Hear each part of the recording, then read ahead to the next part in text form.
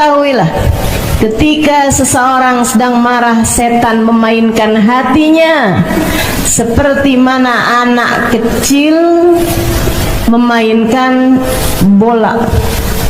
Karena ngomongnya tuh nggak pakai ilmu, nggak pakai iman, ya, nggak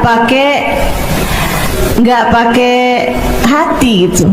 Ngomongnya berdasar dari hawa nafsu, berdasar dari nafsu, keluar dari ego. Tuh banyak nyeselnya. Assalamualaikum warahmatullahi wabarakatuh.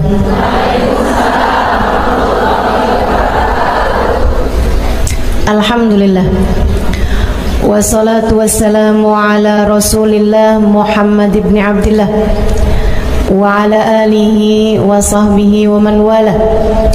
Subhanaka la ilma lana illa ma 'allamtana innaka antal alimul hakim.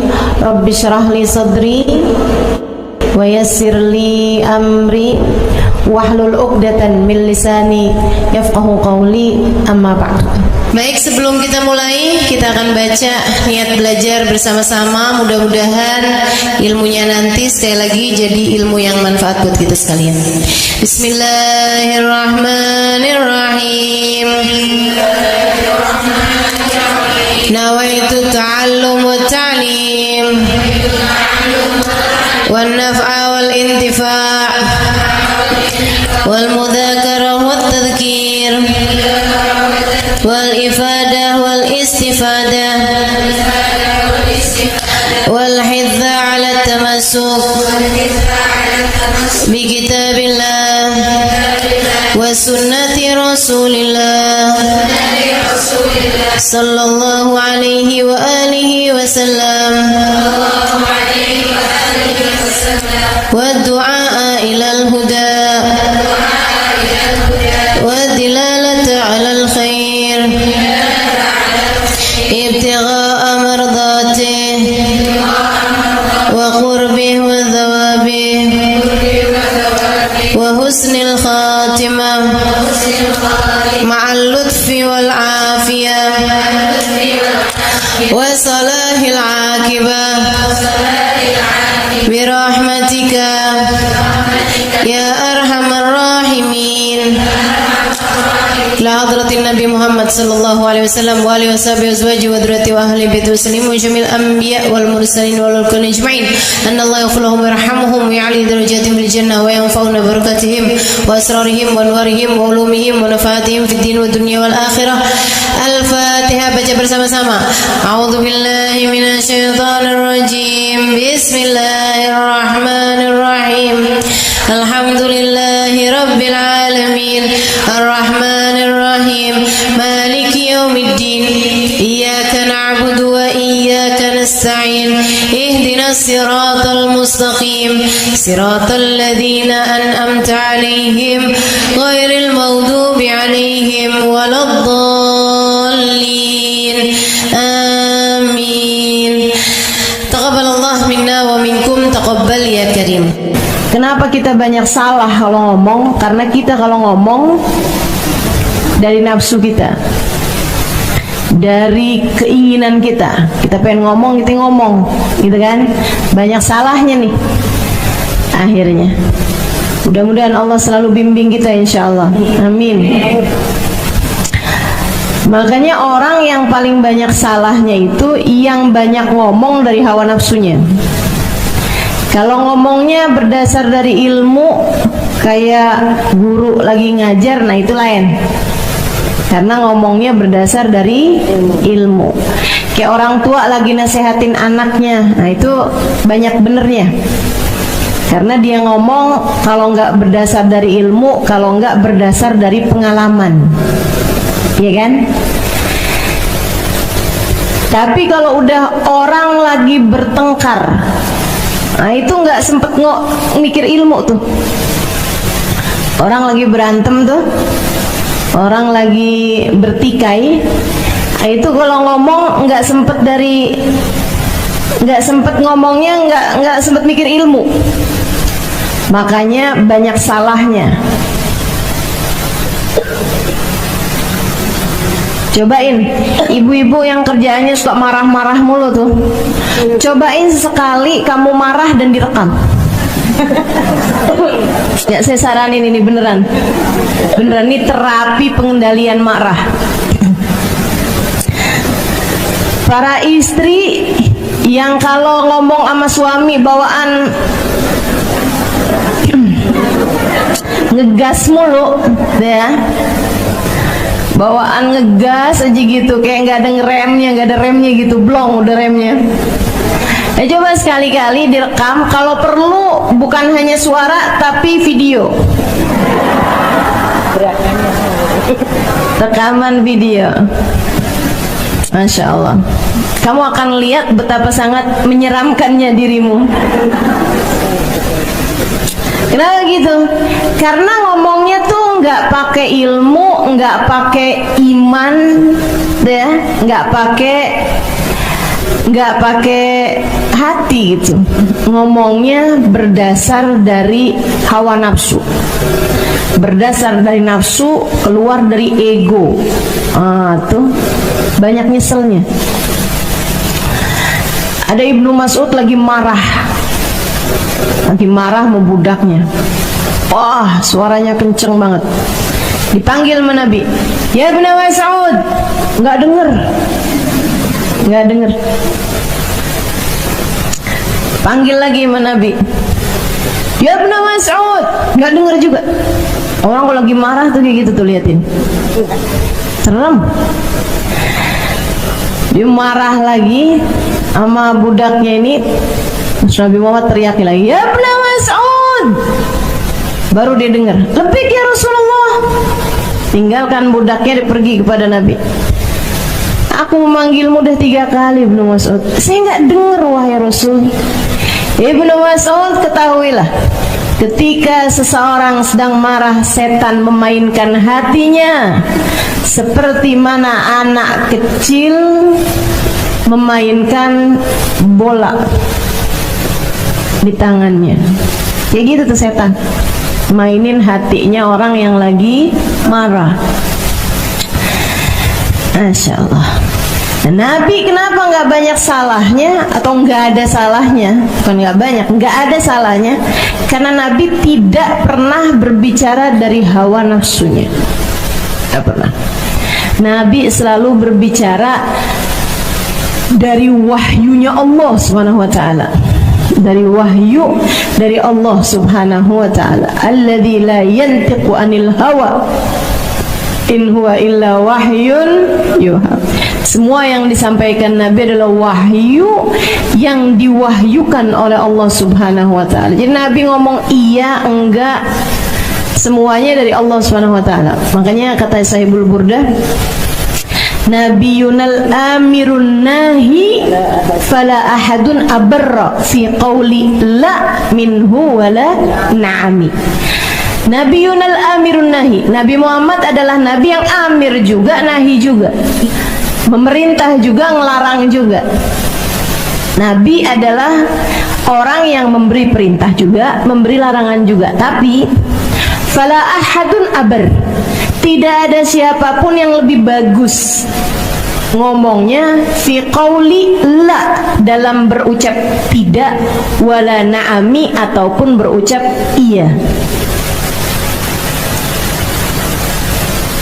Beliau adalah seorang yang terbaik dalam berucap tidak, seorang yang terbaik dalam berucap iya.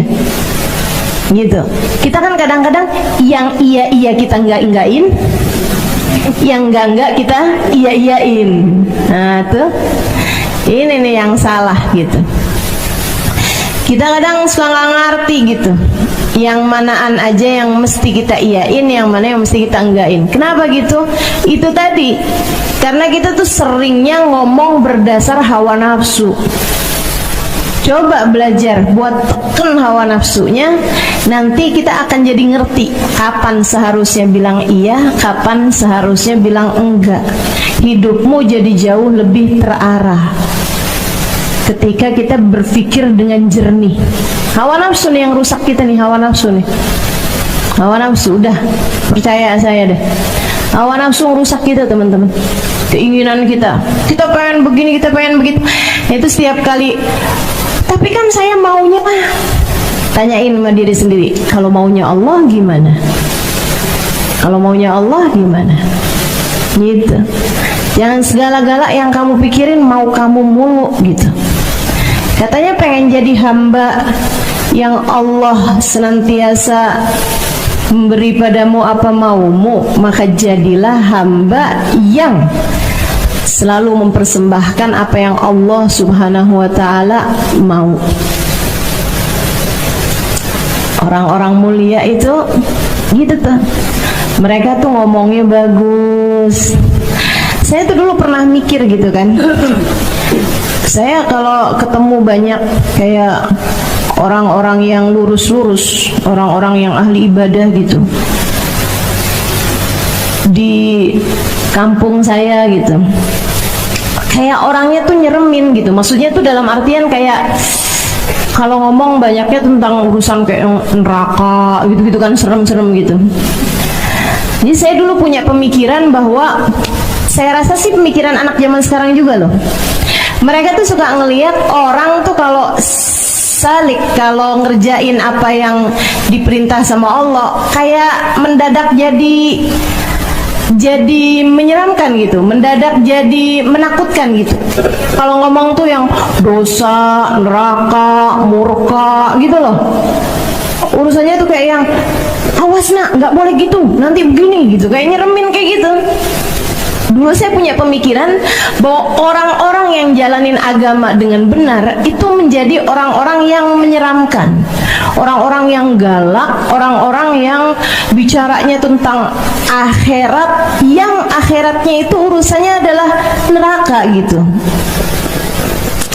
Saudaraku sekalian yang saya muliakan, ketika saya kemudian mulai belajar di pondok pesantren, belajar lagi di pondok pesantren, belajar lagi di pondok pesantren, emang saya kerjanya belajar di pondok pesantren, sampai kemudian saya berangkat ke kota Tarim. Ternyata sebaliknya, orang-orang yang paling dekat dengan Allah selalu adalah orang-orang yang paling dapat memberikan pengharapan.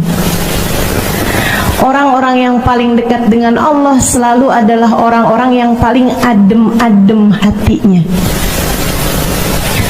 Semakin dekat sama Allah Subhanahu wa ta'ala, semakin memberikan ketenangan. Karena sejatinya merekalah orang-orang yang paling tenang hidupnya. Gimana enggak coba? Orang lagi sakit datang ke Hubabah Khadijah, Baba saya sakit tenggorokannya. Hubabah Khadijah pegangin tenggorokannya, didoain. Tapi terus beliau bilang begini, kamu tuh sedikit amat sih sabarnya. Ya nggak apa-apa kan kalau lagi sakit. Kamu tahu nggak, sakit itu tanda Allah lagi ingat sama kamu, lagi sayang sama kamu. Saya tuh kalau agak lamaan nggak dikasih sakit, saya sampai suka nanya sama Allah, ya Allah, apakah engkau lupa kepada hamba-Mu Khadijah? Coba tuh, kalimat apa yang lebih menenangkan buat orang yang sakit daripada kalimat itu? Kita kan enggak. Kita kalau ngeliat orang sakit ya, introspeksi, ingetin dosa lo tuh, betul nggak? Ibu nggak usah nasehatin orang lain, nasehatin suami sendiri kalau lagi sakit. Coba diinget-inget. Anak lagi sakit aja hatinya dibuat begitu ya, dibuat sedih gitu. Masya Allah, Masya Allah. Ini semua adalah hukuman atas dosa-dosamu nak.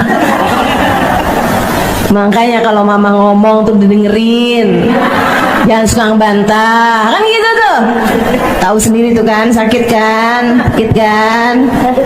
gitu tuh. Kegedean hawa nafsu teman-teman, kegedean nafsu kita nih. Dan itu yang bikin kita salah dalam hidup nih, banyak salahnya gara-gara itu tuh. Suka ngikutin hawa nafsu. Kalau mereka ini hamba-hamba tercinta di sisi Allah Subhanahu wa taala, bener mulu ngomongnya, karena ngomongnya nggak dari nafsu, tapi dari hati yang bercahaya dengan cahaya iman, cahaya ilmu, cahaya pengalaman, cahaya kedekatan dengan Allah Subhanahu wa taala. Gak ada yang lebih ngerti, gak ada yang lebih pinter, gak ada yang lebih faham selain Allah. Maka Allah akan menjadikan hamba yang dekat dengannya menjadi faham, menjadi mengerti, menjadi tahu segala sesuatu. Kayak baginda kita Nabi besar Muhammad sallallahu alaihi wasallam, selalu benar terhadap ucapannya, semuanya gitu. Orang-orang yang ngikutin jalannya Nabi Muhammad juga gitu. Sampai saya ingat nih ucapannya Farazdak. Farazdak itu seorang penyair kaliber, penyair nomor 1 di negeri Arab pada masa tabi'in, masa sesudah masanya sahabat, nggak menangin Nabi Muhammad, nggak dapetin masa hidupnya Nabi. Dia hidup di masanya para sahabat sebagai seorang tabi'in. Ketika Sayyidina Ali Zainal Abidin, Ali Zainal Abidin itu anaknya Sayyidina Husain bin Ali bin Abi Thalib radhiyallahu taala anhum wa ardahum. Sayyidina Husain ini teman-teman, ibadahnya tiap malam 1000 rakaat. 1000 rakaat. Bayang gak sih? Ibadah malamnya 1000 rakaat. Bersama dengan itu hatinya merunduk sampai kayak yang kalau orang sebut-sebut neraka gitu, kayak yang saya tuh gitu. 1000 rakaat loh ini. Kita jangan kata 1000 rakaat, baru 2 rakaat gitu kan, di waktu malam bisa tahajud, 3 rakaat witir gitu. Udah berasanya kalau hadir di majelis tuh pantesnya duduk paling depan, kalau perlu sebelahan ustazah.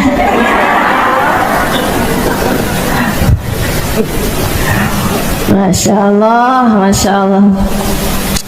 Ini ada orang sholatnya tiap malam 1000 rakaat, kalau disebut tentang neraka kayak ngerasa yang paling pantas buat masuk neraka. Hati luar biasa bener kalau bercahaya. Saudaraku sekalian saya muliakan, satu hari beliau lagi mengerjakan ibadah haji di tahun yang sama. Khalifah, pemimpin di zaman tersebut, kayak presiden di zaman itu yang membawahi seluruh khilafah Islamiyah, bukan hanya di Saudi Arabia, bukan, tapi Mesir masuk, Yaman masuk, ya, semua negara-negara Arab nih di bawah kepemimpinan dia ini nih, khalifahnya nih, presidennya nih. Itu teman-teman lagi melaksanakan ibadah haji juga, tapi emang zaman itu tuh masih banyak yang soleh ya. Presiden haji itu nggak pakai dihalau orang, nggak pakai nih khalifahnya mau tawaf kosongkan Ka'bah gitu, nggak pakai tuh kayak gitu. Atau misalnya Ka'bahnya di area sekitarnya dia dipakein pengawalan, nggak bisa ada orang ngedesek-desekin gitu, nggak. Zaman itu tuh nggak, khalifah ya udah gitu, ikutan haji barengan orang, ikutan tawaf barengan orang, tapi memang ada orang-orang di sekelilingnya juga gitu, ada beberapa sukanya. Abis dia tawaf pengen cium Hajar Aswad nggak bisa-bisa, khalifah loh ini, ya kan? Sekarang nih kadang-kadang orang pengen cium Hajar Aswad susah-susah, dia manggil joki. Tahu nggak sekarang ada joki Hajar Aswad? Udah berapa tahun sih itu? Ya Allah, ya Allah. Saya pernah ditawarin juga gitu. Mau cium Hajar Aswad 300 real. Iya. 300 real cium Hajar Aswad.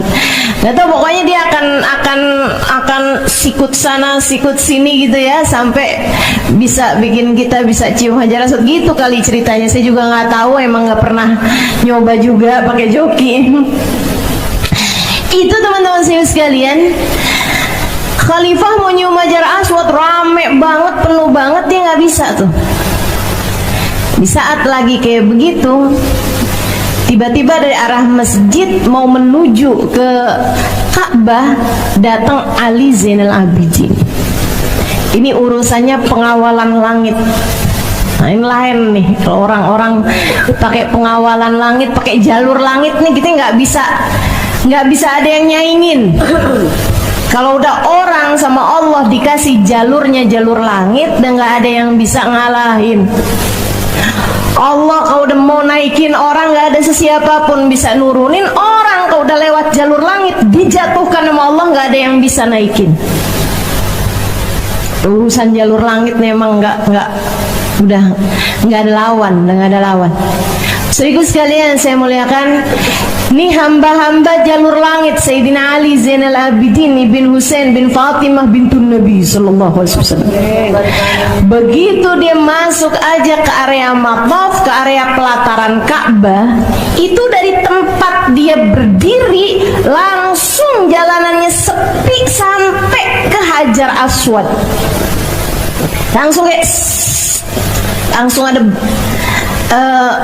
jalur, langsung bisa lihat Hajar Aswad, kosong Hajar Aswadnya langsung.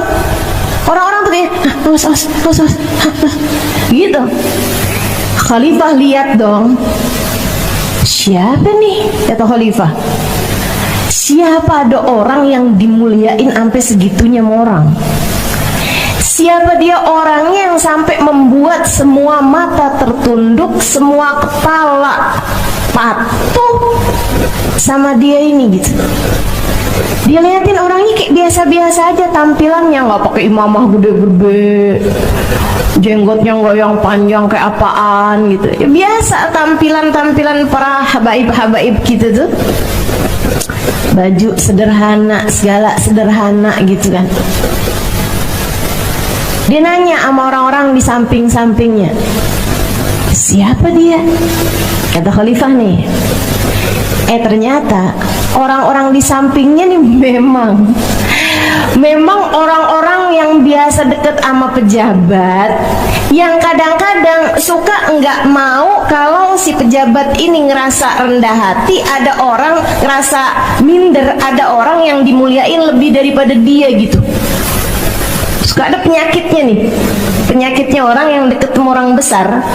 Dia nggak mau kalau orang besar itu jadi merasa rendah karena ada orang lain yang dibesarkan lebih daripada dia. Ini penyakitnya orang deket sama pejabat gitu ya, suka nutupin kritik dari rakyat yang gitu-gitulah.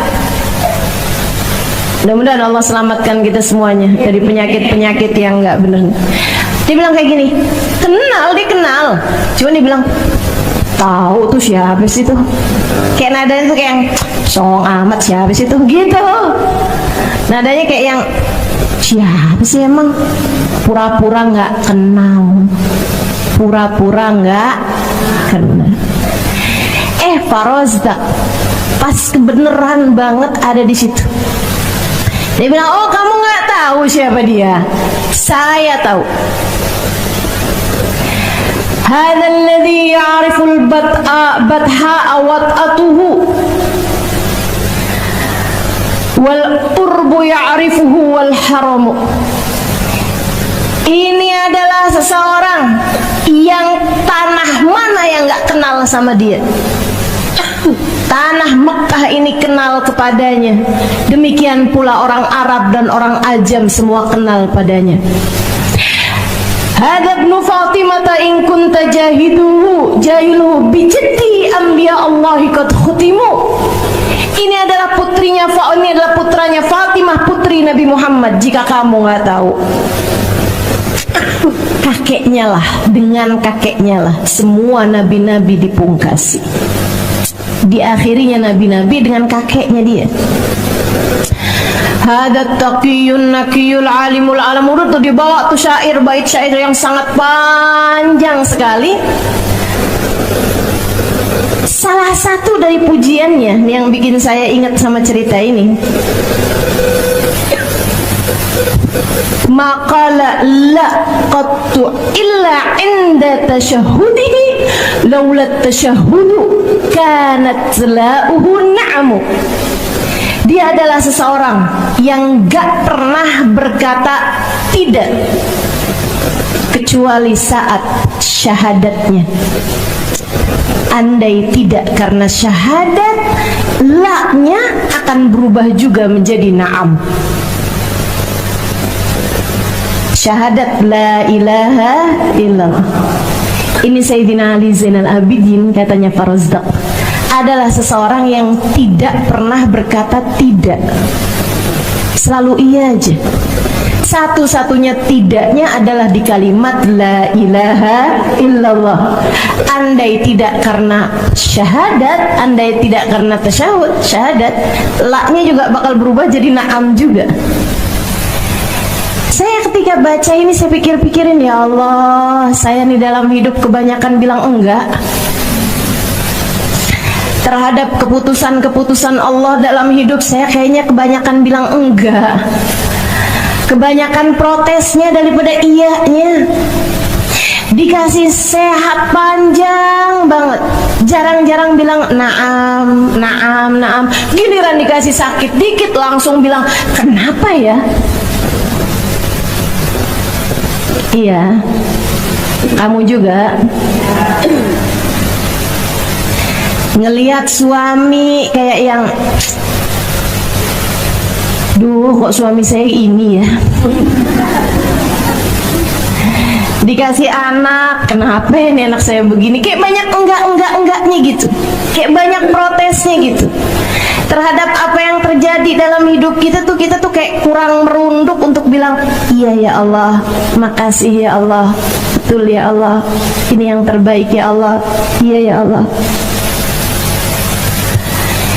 Orang-orang mulia, saudariku sekalian, mereka tahu bagaimana menata rasa hingga mereka paham bagaimana mengolah kata. Mereka adalah orang-orang yang cahaya masuk dalam hati mereka, menerangi langkah kehidupan mereka, sehingga selalu tahu apa yang harus dilakukan dan apa yang harus dikatakan dalam segala keadaan.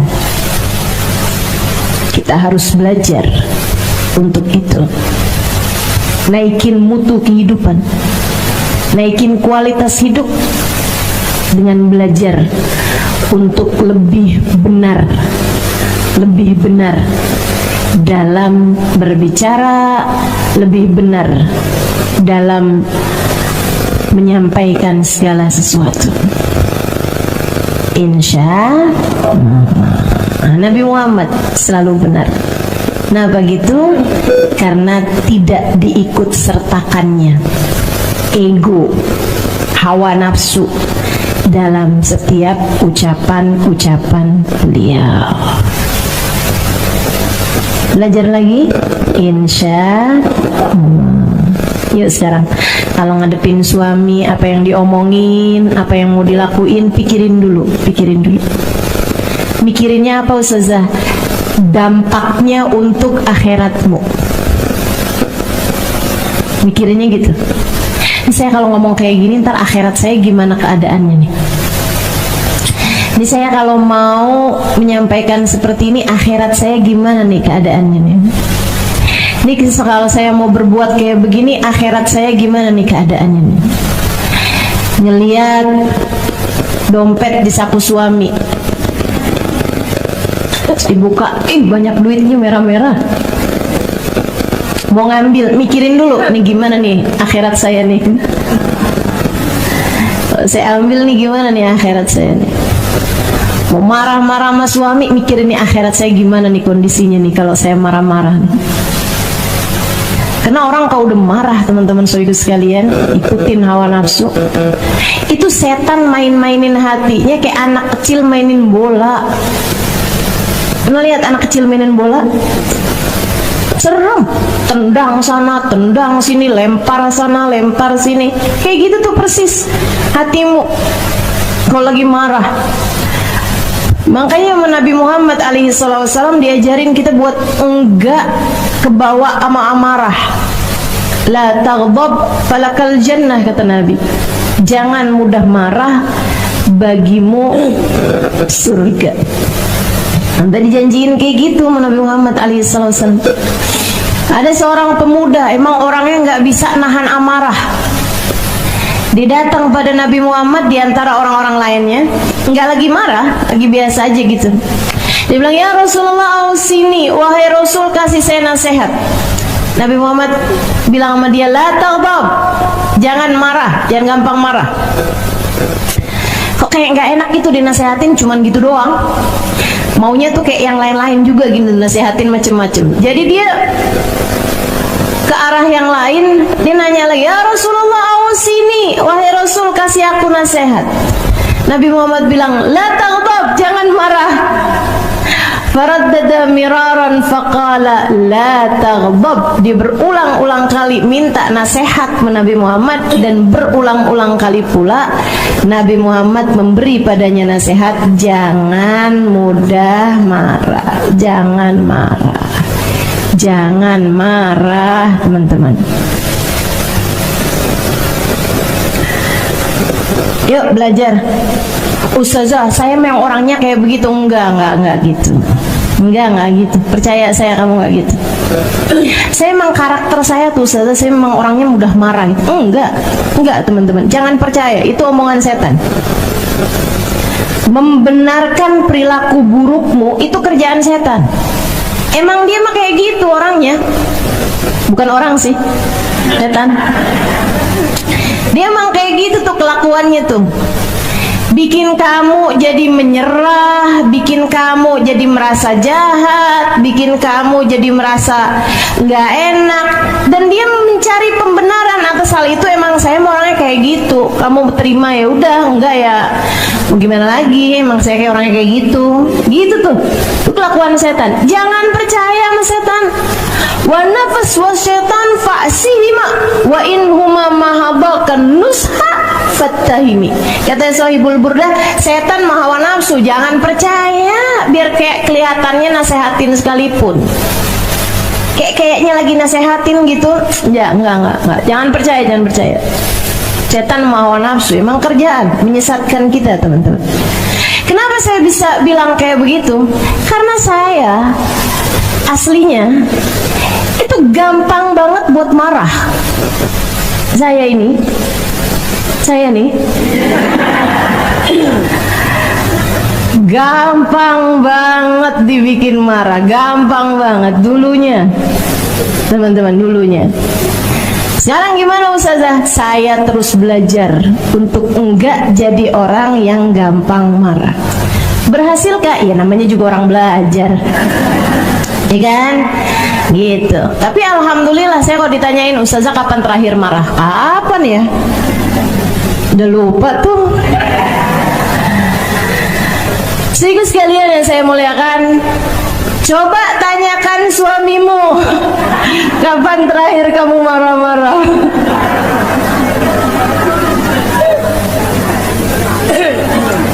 Dan mari terus belajar, mari terus belajar. Mari terus belajar. Coba tanyakan anakmu, coba tanyakan saudaramu.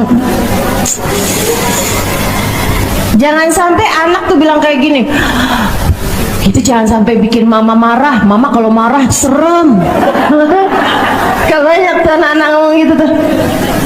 Gak banyak. Yuk belajar terus, yuk belajar. Belajar terus.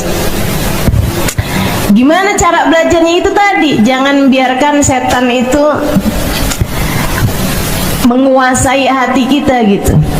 Caranya kalau marah, mau ngomong apapun, pikirin gitu, dampaknya buat akhirat saya kayak gimana gitu. Tapi kan Ustazah kalau lagi marah kita kadang nggak bisa mikir. Latihan. Sebelum kemarahannya datang, sering pikirin itu. Kalau mau ngerjain apapun, nih akhirat saya gimana nih ya kalau saya ngerjain ini. Kalau saya ngomong kayak gini, akhirat saya kayak gimana ya? Ini jadi penyesalan apa jadi hal yang saya syukuri nih kalau saya ngomong? sering pikirin itu gitu. Kita mau pakai baju nih, kalau saya pakai baju kayak gini Allah ridha apa enggak nih ya? Mau ngapain aja tuh kita mikirin nih, kalau saya pergi ke sini Allah ridha apa enggak ya? Terus gitu. Nanti lama-lama marah pun kamu masih bisa mikir gitu. Ngomong kayak begini nanti kayak gimana ya Allah sama saya ya? Gimana akhirat saya? Nanti terlatih teman-teman, terlatih. Semoga begitu. Lama-lama akan terlatih. Diajarin juga sama Nabi. Kata Nabi, "Fa idza ghadiba ahadukum inna syaitan minan nar wal nar minal inna syaitan innal ghadab minas syaitan wa syaitanu minan nar wal yadkhulun nar lil ma fa idza ghadiba ahadukum falyatawadda." Kata Nabi, setan tuh dari api. Marah itu dari setan. Setan itu dari api. Gak ada yang bisa madapin api selain air. Maka apabila kamu sedang marah, segeralah berwudu. Diajarin sama Nabi.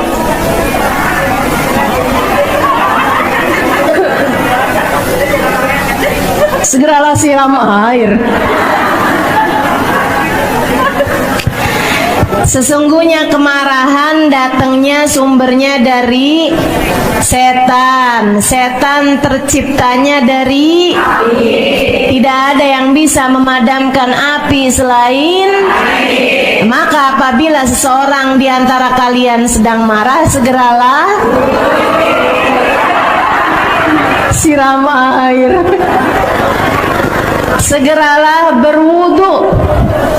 Wudu kan pakai air tuh. Makanya para ulama bilang kalau wudu belum terlalu mempan, mandi. Kalau mandi nggak mempan juga, berendam. Berendam. Dan dipanggil misalnya, di mana sih? Mas suami panggilin. Dalam kamar mandi bang. Ngapain berendam? Bukannya kita nggak punya buat berendam, di bak mandi bang, di ember kalau enggak. Ngapain nggak berendam? Disuruh mau saja.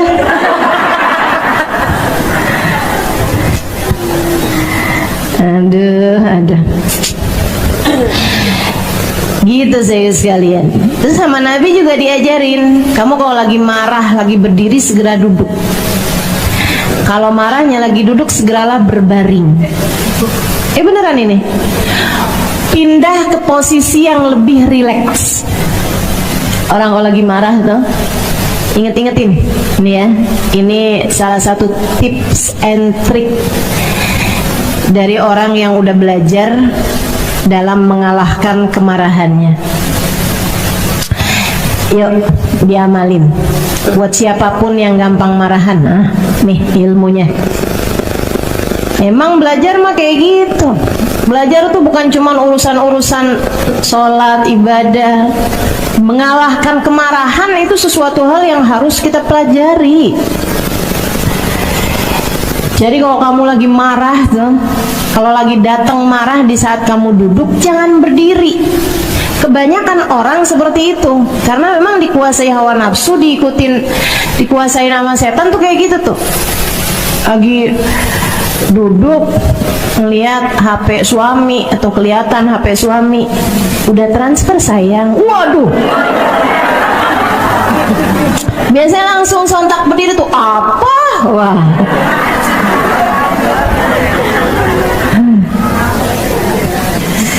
habis itu langsung jalan-jalan panik gitu kan. Jangan. Sama Nabi disuruh kalau kamu lagi duduk posisinya, ketika datang marah malah suruh baringan. Iya, glosor.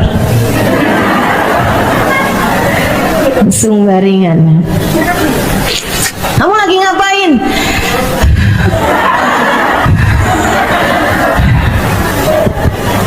Marah ternyata. Yuk belajar menguasai kemarahan, biar hidup gak banyak nyeselnya. Amin.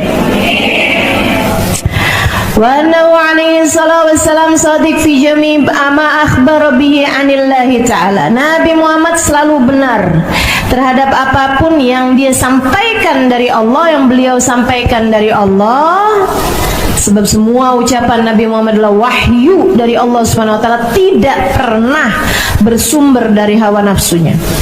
Minas sirat, ketika beliau mengabarkan tentang jembatan sirat, saya udah terangkan ini ya di pertemuan yang lalu.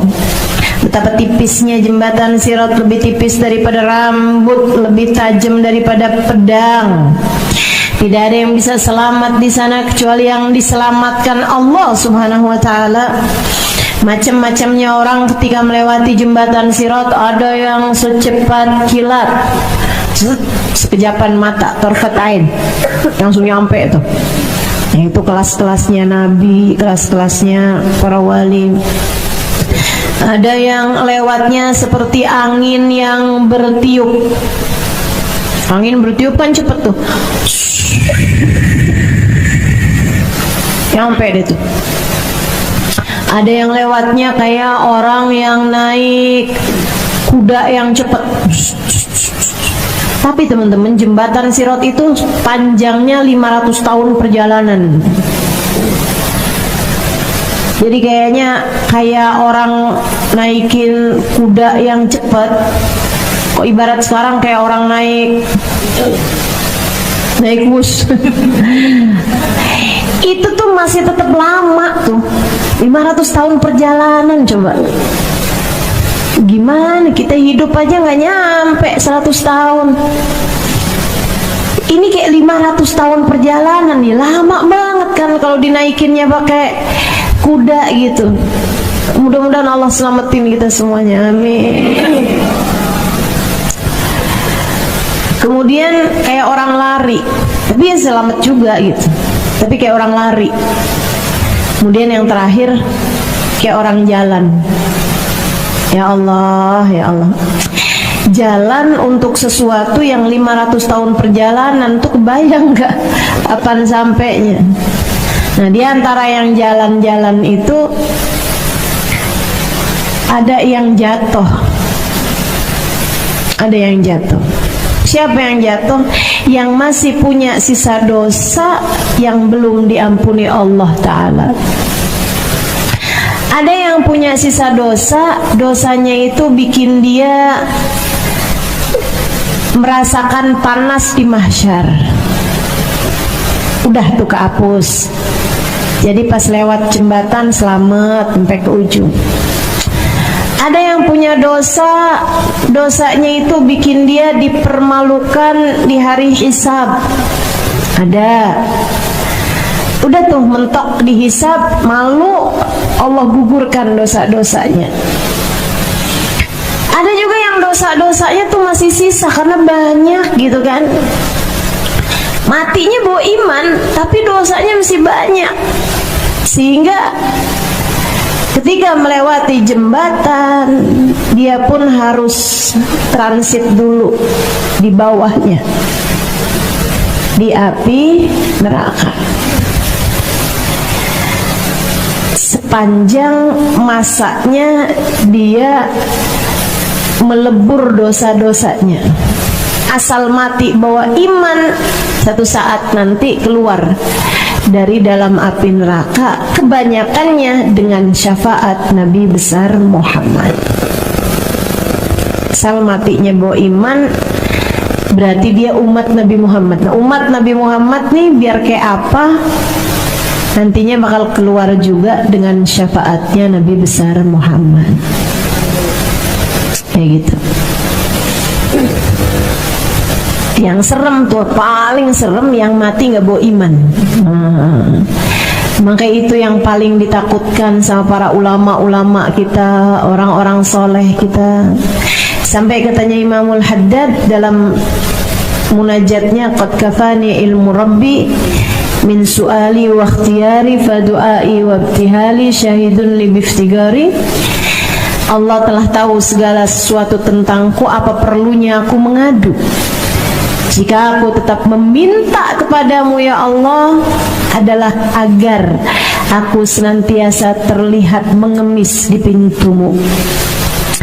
Dalam munajatnya itu di akhirnya beliau bilang, hajatan fin nafsi ya Rabb faqdiha ya khaira qadi. Hajat saya yang satu ini ya Allah, tolong ijabah, jangan tolak ya Allah. Hajatan fin nafsi ya Rabb faqdiha ya khaira qadi. Ada salah satu muridnya bertanya kepada beliau, ma hajatuka ya imam, apa hajatmu ini wahai imam? Kayak pengen tahu gitu hajatnya orang sekelas Imam Al-Haddad, wali min awliyaillah, buta tapi hafal Quran, hafal ribuan hadis Nabi Muhammad, hafal, beliau nyaris hafal kitab Ihya, teman-teman. Ini gimana ceritanya? Kalau bukan wali min awliyaillah nggak bisa nih. Ini ilmu laduni namanya. Bahkan beliau ketika nulis banyak-banyak kitab itu dalam keadaan buta, saudaraku sekalian. Dan beliau ketika mau menuliskan salah satu hadisnya Nabi besar Muhammad SAW, beliau nggak tahu hadis ini sahih apa enggak, hadis ini benar Nabi Muhammad mengucapkannya atau enggak. Langsung tanya sama Nabi Muhammad SAW. Ini orang dengan kualitas hidup yang semacam itu enggak pernah bikin dosa.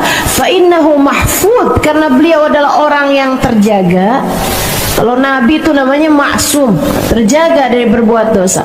Kalau para wali itu mahfud tuh, saudaraku sekalian, terjaga juga, tapi di bawahnya maksum. Kalau maksum tuh udah benar-benar mustahil berbuat dosa. Kalau mahfud terjaga dari berbuat dosa, Allah menjaganya sehingga tidak berbuat dosa. Ini para wali-walinya Allah SWT. Ketika bilang hajatan fin nafsi ya Rabb, hajat yang satu ini ya Allah, faqdiha ya khaira qadi, kabulkan ya Allah hajat saya yang satu ini, tolong kabulkan ya Allah. Pengen tahu dong kita hajatnya wali itu apa sih? Ditanya sama murid beliau, ma hajatukum ya imam, apa hajatmu wahai imam? Yang kau sebutkan dalam munajatmu itu hajatan fin nafsi ya Rabb faqdiha ya khaira qadi. Imamul Haddad runduk kemudian berkata, hajati an amut ala husnil khatimah, hajatku adalah aku mati dengan bawa iman. Hajatku adalah aku mati dengan jadi umat Nabi Muhammad. Hajat saya adalah saya mati bawa iman, mati dalam husnul khatimah.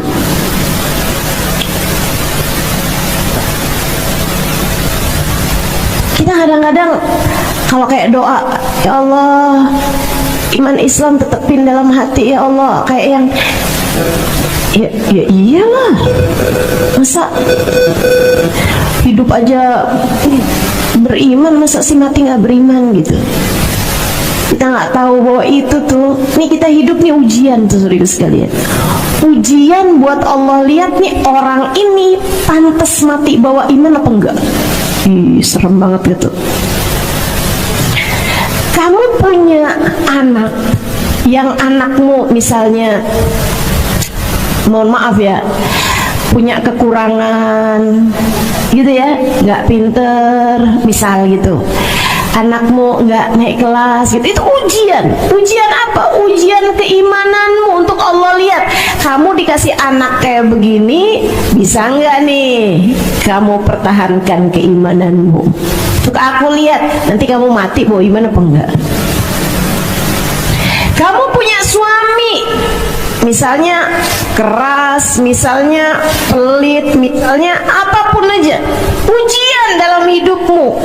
Allah mau lihat suamimu sakit, suamimu kena kecelakaan misal gitu ya, itu adalah ujian dalam hidupmu, teman-teman. Allah mau lihat nih, yang ini nih, istri yang satu ini nih, pantas gak buat dia mati, aku pertahankan iman dalam hatinya. Apapun yang datang dalam hidup kita nih teman-teman, kamu lagi dikasih sakit, kamu lagi dikasih sulit, kamu lagi dikasih apapun ujian, hasilnya bahwa imankah dirimu itu saat kematian. Allah mau lihat, pantas gak nih iman dia bawa nih, berhasil nggak nih? Makanya ketika kamu mati bawa iman di dalam hatimu, cinta dalam hatimu pada Allah dan Rasulnya, tuh kayak orang lagi ditulis di lembarannya lulus. Dia tuh stempel kelulusan dalam hidupmu adalah kamu mati dengan membawa iman. An amut ala husnil khatim. Sebab kau udah matinya nggak bawa iman, udah tuh nggak ada siapapun bisa menyelamatkanmu. Tidak bahkan baginda Nabi Muhammad sallallahu alaihi wasallam. Kau udah mati, kamu nggak lagi orang yang beriman, kamu mati dalam keadaan Tuhan kamu udah bukan Allah lagi, kamu udah nggak percaya lagi sama Nabi Muhammad, udah tuh. Udah, gak ada yang bisa menyelamatkanmu teman-teman. Makanya hati-hati dalam hidup nih, hati-hati sama suami yang benar, sama anak yang benar, sama keluarga yang benar. Jangan putus silaturahim sama keluarga, sama kerabatmu tuh yang baik-baik, sama tetangga yang baik, sama orang yang baik. Jangan punya hati yang tega nyakitin siapapun, jangan teman-teman. Itu ujian keimanan semuanya, ujian keimanan. Ngadepin mertua begini, ngadepin ipar begini, ujian bagi keimananmu. Yang benar ngadepinnya, yang benar. Ujian dalam hidupmu tuh kerjain dengan benar. Belajar lagi, kita belajar terus untuk bisa menaikkan kualitas hidup kita, insya Allah.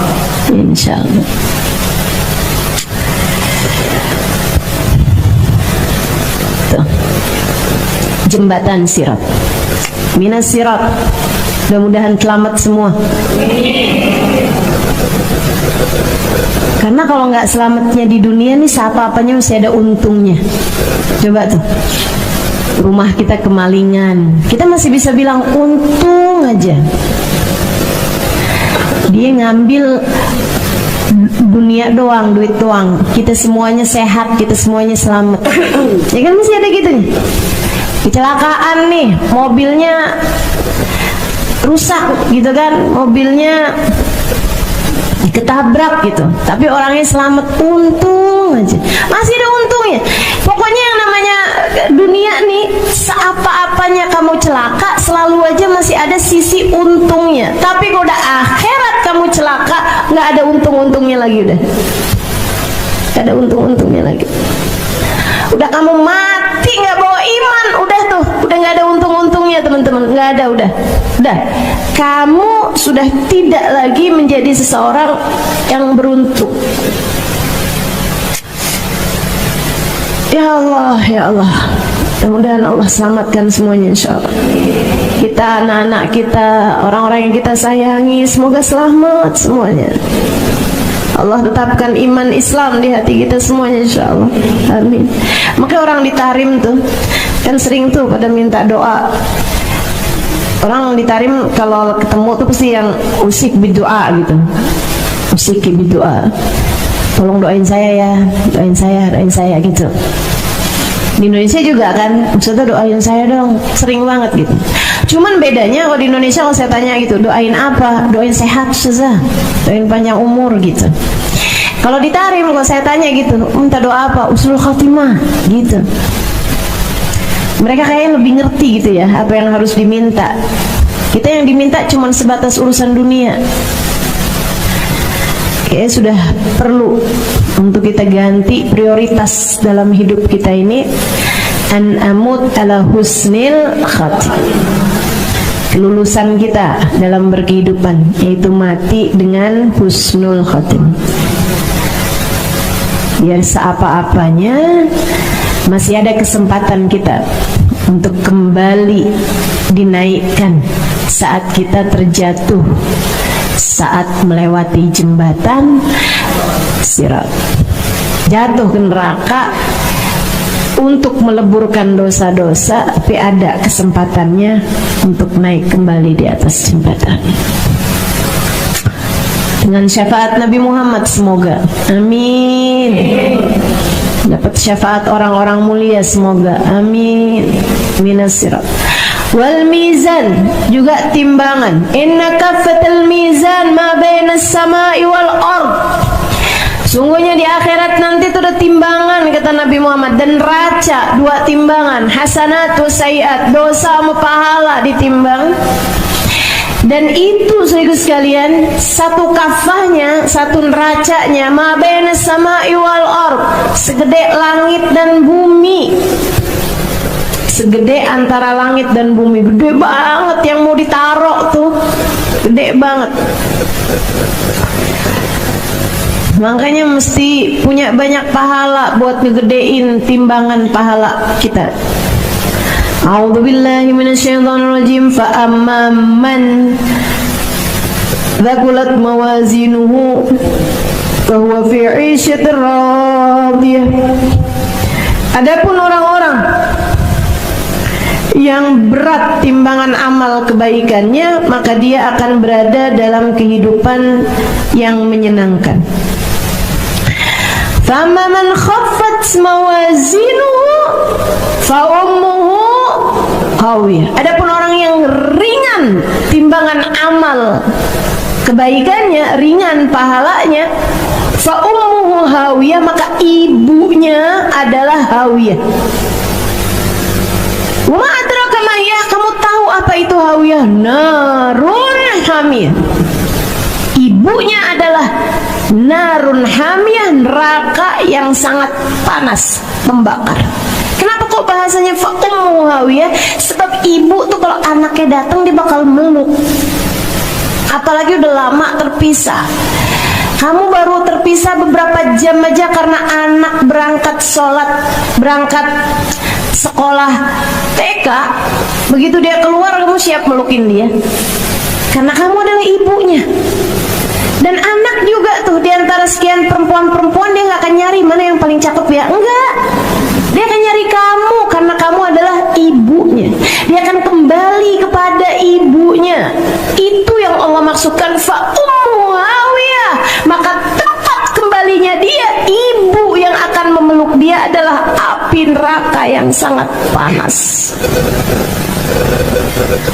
Serem banget. Allah tuh memang, bahasa Al-Quran itu teman-teman, ngeri banget. Bisa gitu Allah tuh naroin bahasanya tuh fa ummu hawiyah. Serem banget kan. Enggak fa mau'iduhu hawiyah, fa bi'aduhu hawiyah, maka tempat kembalinya adalah hawiyah gitu. Enggak, fa ummu hawiyah, maka ibunya dia adalah hawiyah. Ma'adrak mahiyah. Kamu tahu nggak kenapa nih? Siapa dia nih? Emaknya dia tuh siapa gitu? Yang bakal meluk dia, yang bakal di tempat kembali dia, narun, api neraka yang sangat panas, berkobar. Orang yang ringan timbangan amal kebaikannya, pahalanya, dan berat dosa-dosanya, maka dia dikembalikan kepada hawiyah.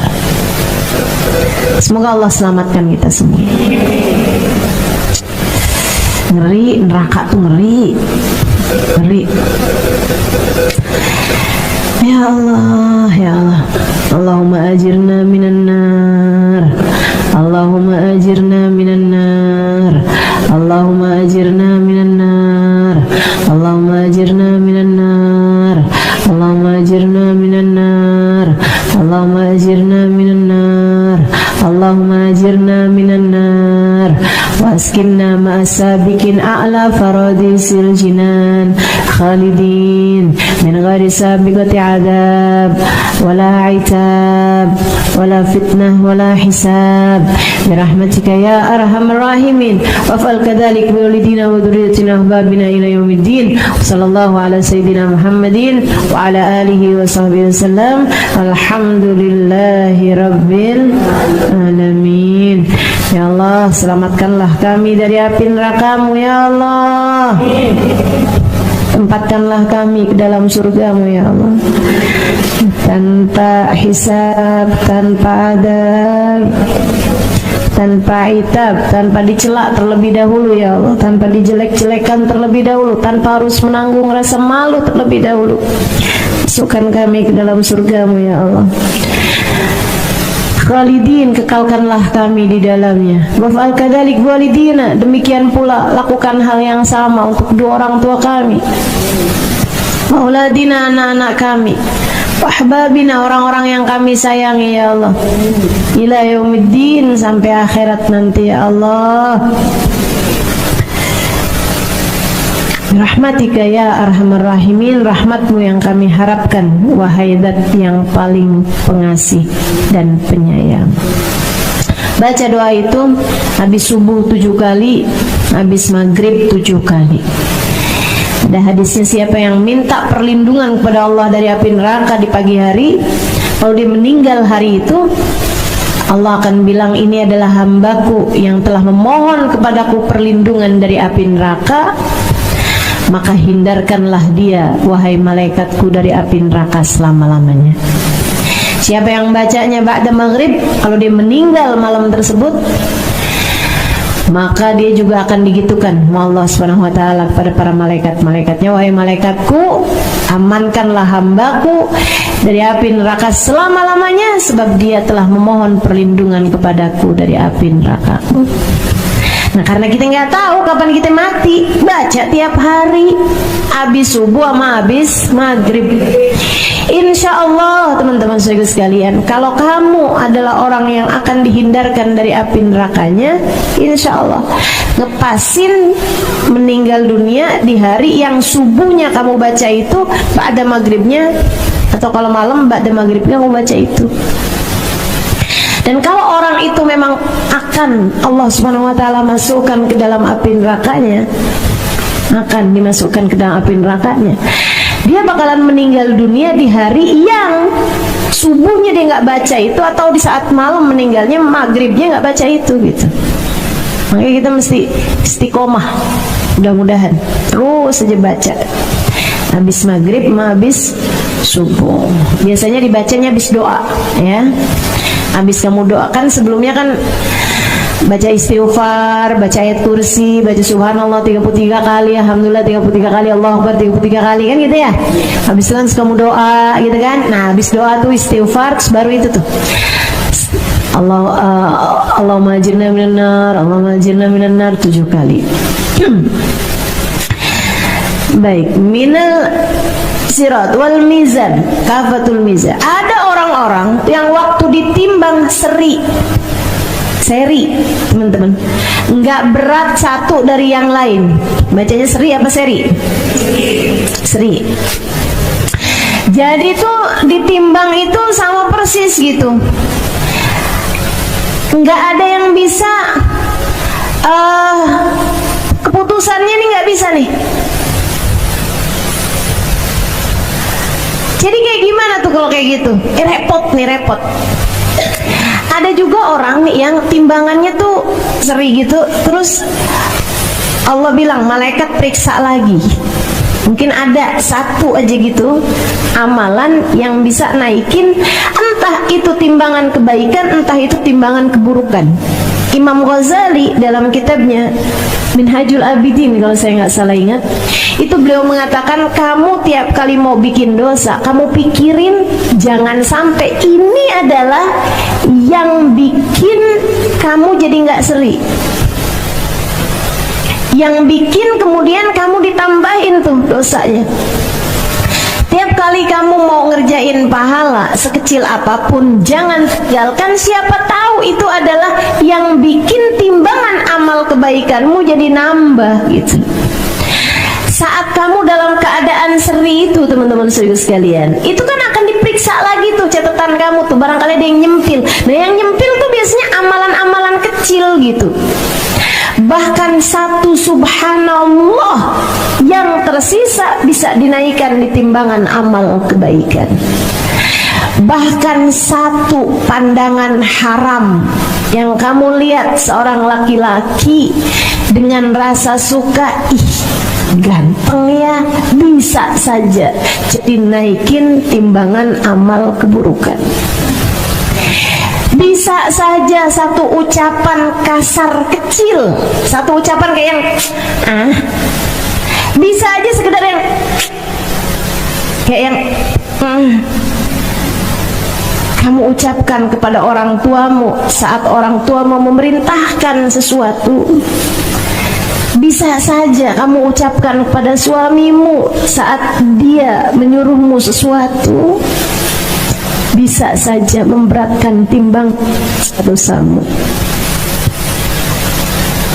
Karenanya pesan dari Sayyidina Ali Zainal Abidin, jangan remehkan dosa sekecil apapun. Siapa tahu ia jadi penyebab Allah murka padamu. Jangan remehkan kebaikan sekecil apapun. Siapa tahu ia jadi penyebab Allah sayang padamu. Kita nggak tahu. Itu mizan.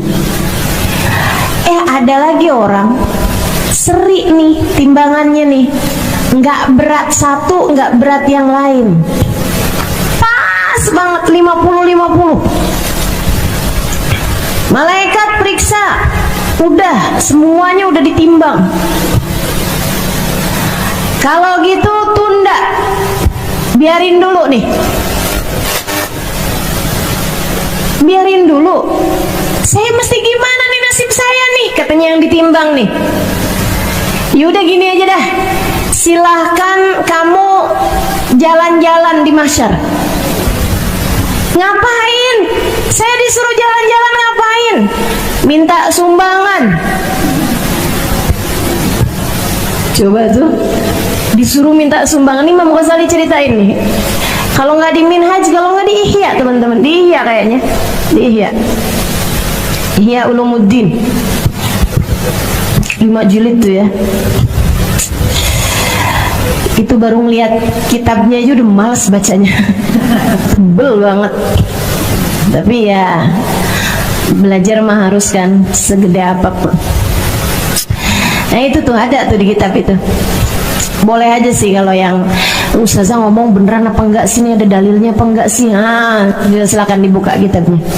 Saya yakin temen-temen juga baru ngeliat kitabnya agak ngerti, udah dah percaya aja dah.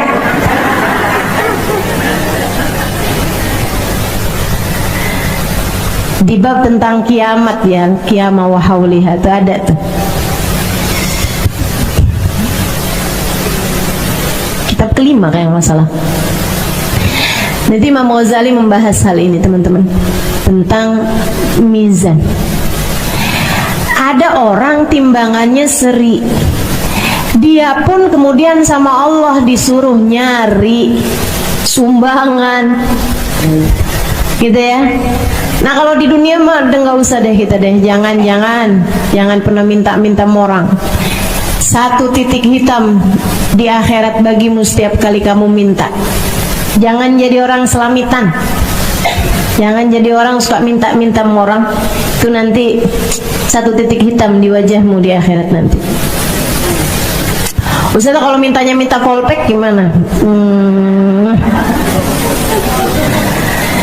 Saudaraku sekalian yang saya muliakan, akhirnya ya emang mau gimana lagi gitu kan. Dia pun dengan pikiran putus asa di jalan juga gitu. Di jalan ketemu sama anaknya. Dia bilang, alhamdulillah nak, mama ketemu kamu nak, mama minta tolong. Apaan mah? Mama nih lagi ditimbang nih amalnya kan. Terus seri nak, sumbang nape?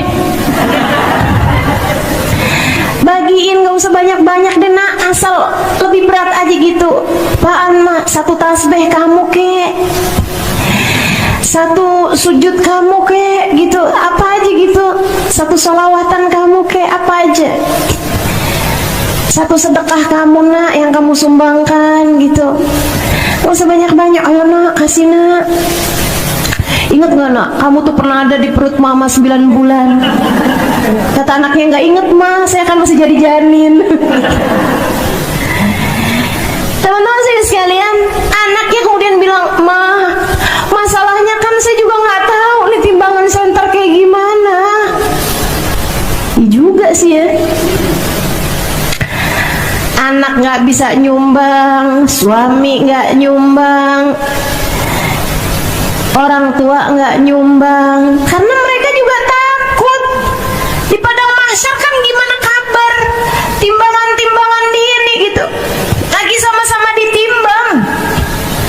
lagi masih perhitungan amal gitu. Di saat dia udah bertahun-tahun nyari sumbangan, itu mahsyar tuh urusannya nggak ada yang sebentar. Di saat dia udah bertahun-tahun minta sumbangan nih nggak dapet-dapet, saat dia udah mulai putus asa, udah mau gimana lagi, udah dah nasib saya kayaknya nih. Saat orang-orang udah pada masuk surga, kayaknya masih saya ada di timbangan aja nih urusannya. Tahu-tahu ada yang nanya, ngapain? Minta sumbangan. Oh, kenapa soalnya? Soalnya amal ibadah saya seri nih. Oh, kalau gitu punya saya aja dah. Lah, nemu.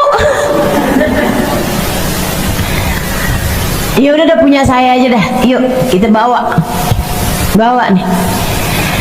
Malaikat dapat nih. Oh iya.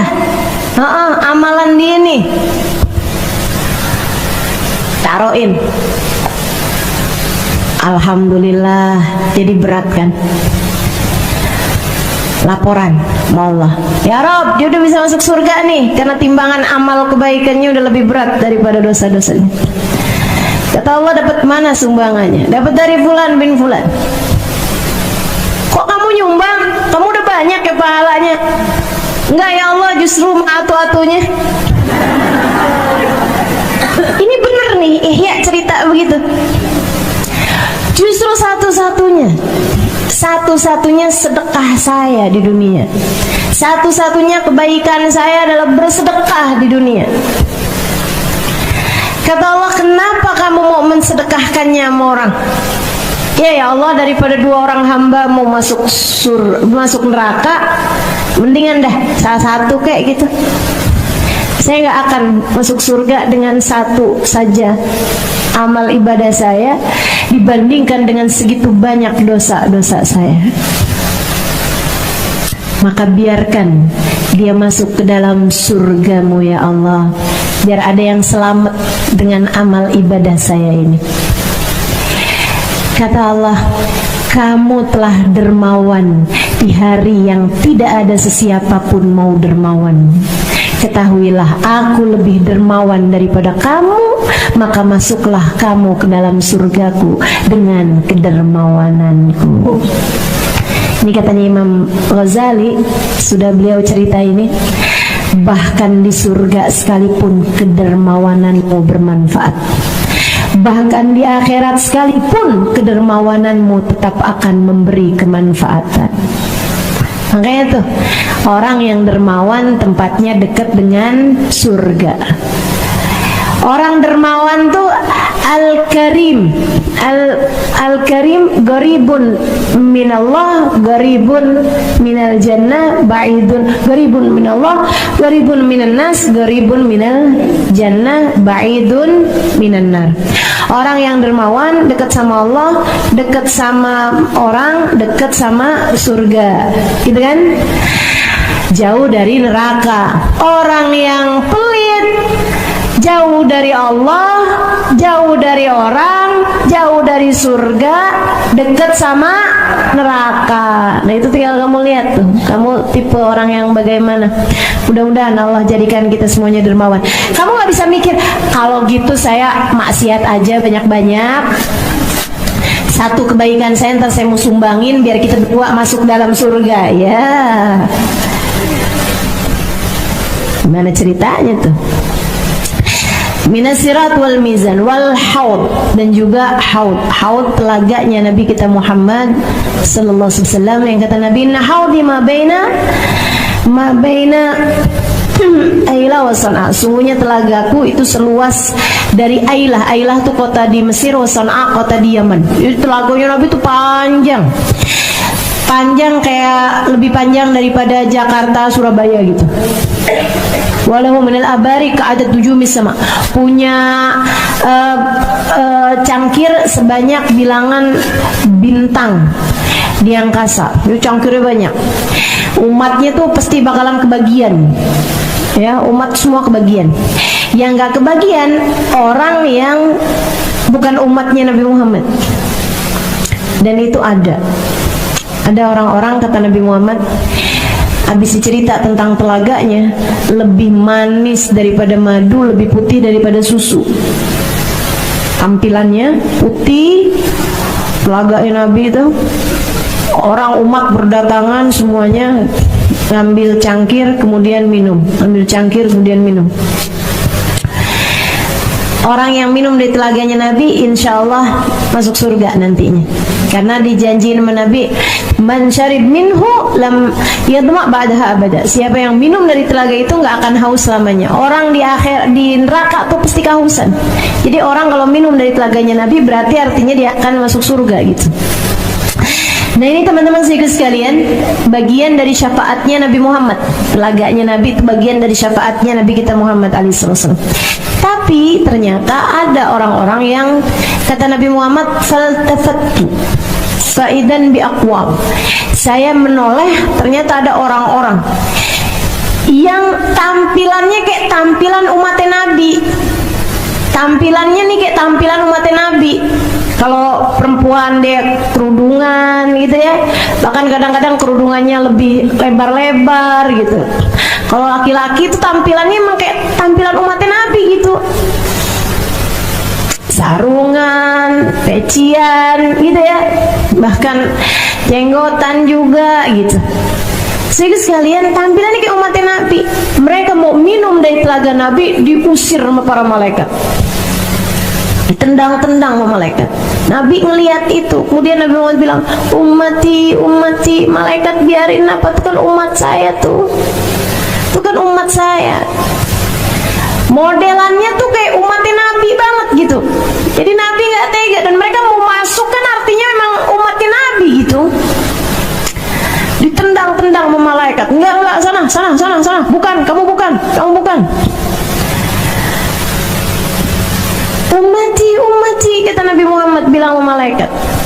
Malaikat bilang, suhqan lahum ya Muhammad, innaka la tadri ma yafaluna ba'dak. Enggak nih wahai Rasulullah, yang ini bukan umatmu, meskipun kelihatannya kayak iya. Kamu nggak tahu aja apa yang mereka buat sesudahmu itu.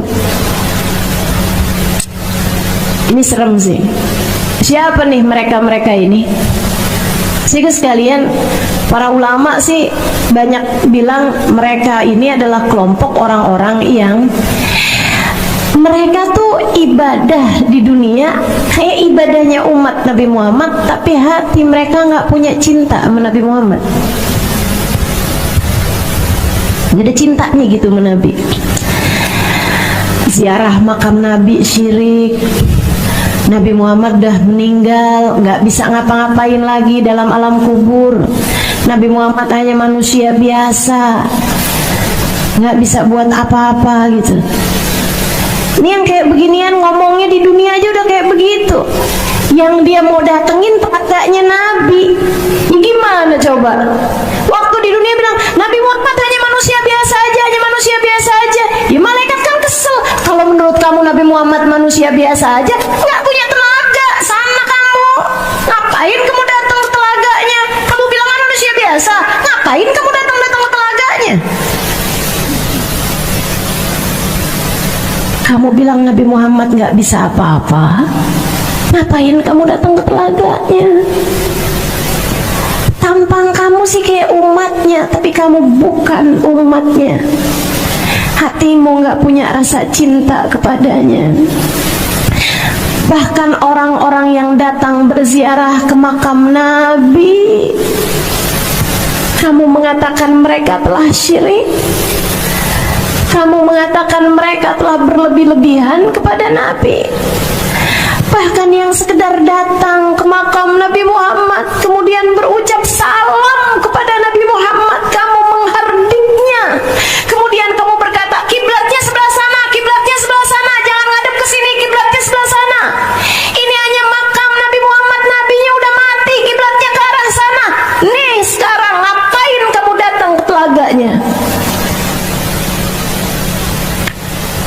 Jangan sampai kita, anak-anak kita, turunan-keturunan kita ikut sama pemahaman-pemahaman yang tidak bertanggung jawab semacam itu. Agama ini agama cinta. Sempurna mau beribadah di dalam agama ini adalah ketika hatimu dipenuhi dengan cinta kepada Allah yang utama dan kepada siapapun yang membawamu kepada cintanya Allah dan kepada siapapun yang dicintai oleh Allah. Dan ketahuilah, tak ada yang pernah mencintai dan dicintai Allah lebih daripada kekasihnya baginda kita Nabi besar Muhammad. Maka beribadahlah dengan sepenuh cinta padanya. Salatlah dengan cinta pada Allah dan kepada Nabi Muhammad. Rasakanlah saat lisanmu berucap inni wajjahtu wajhi lilladzi fataras samawati wal ardh. Aku hadapkan diriku yang hina dina kepada Engkau ya Allah, penguasa langit dan bumi. Dan saat lisanmu berucap Assalamu alayka ayyuhan nabi wa rahmatullahi wa barakatuh. Salam untukmu wahai seorang nabi dan rahmat Allah senantiasa tercurahkan kepadamu wahai kekasih kami baginda Nabi besar Muhammad. Assalamualaikum warahmatullahi wabarakatuh.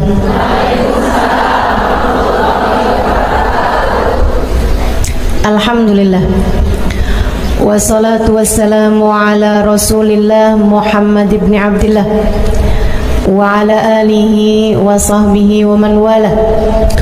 Subhanaka la ilma lana illa ma 'allamtana innaka antal alimul hakim.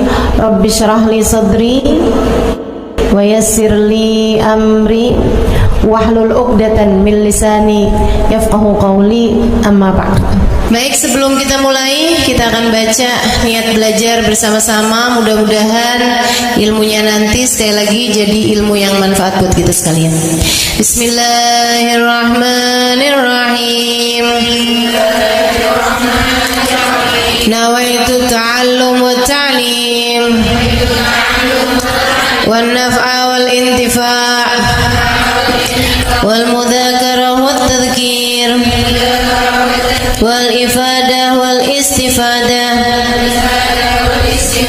wal hidza ala tamassuk bi kitabillah wa sunnati rasulillah sallallahu alaihi wa alihi wa sallam wa du'a ila al-huda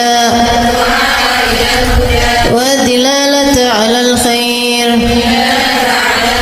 ibtigha'a mardatih wa qurbih wa thawabih wa husnil khatimah ma'al lutfi wal afiyah wa salahil aqibah birahmatika ya arhamar rahimin. La hadratin Nabi Muhammad sallallahu alaihi wasallam wa alihi washabihi azwaji wa dzurriyyati wa ahli baiti muslimin wa jamil anbiya wal mursalin wal kulli ajma'in. Anna Allah yaghfir lahum wa yarhamuhum wa ya'li darajatihim fil jannah wa yanfa'una barakatihim wa asrarihim wa anwarihim wa ulumihim wa nafaatihim fid din wa dunya wal akhirah. Al-Fatihah, baca bersama-sama. A'udzu billahi minasy syaithanir rajim. Bismillahirrahmanirrahim. Alhamdulillahi rabbil alamin. Ar-Rahmanir Rahim. Maliki yaumiddin. Iyyaka na'budu wa iyyaka nasta'in. Ihdinas siratal mustaqim. Siratal ladzina an'amta 'alaihim ghairil maghdubi 'alaihim waladdallin. Amin. Taqabbalallahu minna wa minkum, taqabbal ya karim. Kenapa kita banyak salah kalau ngomong? Karena kita kalau ngomong dari nafsu kita, dari keinginan kita pengen ngomong, kita ngomong, gitu kan? Banyak salahnya nih akhirnya. Mudah-mudahan Allah selalu bimbing kita, insya Allah. Amin. Makanya orang yang paling banyak salahnya itu yang banyak ngomong dari hawa nafsunya. Kalau ngomongnya berdasar dari ilmu, kayak guru lagi ngajar, nah itu lain. Karena ngomongnya berdasar dari ilmu. Kayak orang tua lagi nasehatin anaknya, nah itu banyak benernya. Karena dia ngomong kalau nggak berdasar dari ilmu, kalau nggak berdasar dari pengalaman. Iya kan? Tapi kalau udah orang lagi bertengkar, nah itu nggak sempet mikir ilmu tuh. Orang lagi berantem tuh, orang lagi bertikai, nah itu kalau ngomong nggak sempet ngomongnya, nggak sempet mikir ilmu. Makanya banyak salahnya. Cobain ibu-ibu yang kerjaannya suka marah-marah mulu tuh, cobain sekali kamu marah dan direkam. Ya saya saranin ini beneran ini terapi pengendalian marah. Para istri yang kalau ngomong sama suami bawaan ngegas mulu ya, bawaan ngegas aja gitu, kayak nggak ada remnya gitu, blong udah remnya. Coba sekali-kali direkam, kalau perlu bukan hanya suara tapi video, rekaman video. Masya Allah, kamu akan lihat betapa sangat menyeramkannya dirimu. Kenapa gitu? Karena ngomongnya tuh nggak pakai ilmu, nggak pakai iman, ya, nggak pakai hati gitu. Ngomongnya berdasar dari hawa nafsu, berdasar dari nafsu, keluar dari ego. Tuh banyak nyeselnya. Ada Ibnu Mas'ud lagi marah sama budaknya.